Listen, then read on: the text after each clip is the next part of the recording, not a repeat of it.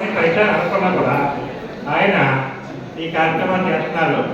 బ్యానర్లు అయితేనేమి, అడ్వర్టైజ్మెంట్ అయితేనేమి, టీవీలో స్క్రోలింగ్ అయితేనేమి, ఊళ్ళో తిరిగి ఆ బ్యానర్లు కట్టించడం అయితేనేమి, ఈ ఈ సభ, ఈ కళ్యాణ మండపం, ఈ ఖర్చులన్నీ కూడా ఆయనే భరిస్తూ మరి ఆయన చెట్టుపల్లి సంఘానికి ఎంతో సేవ చేస్తున్నారు.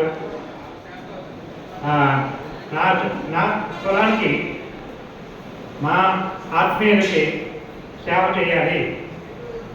మీరు సంబంధాల గురించి ఎంతో ఇబ్బంది పడుతున్నారు పేరెంట్స్,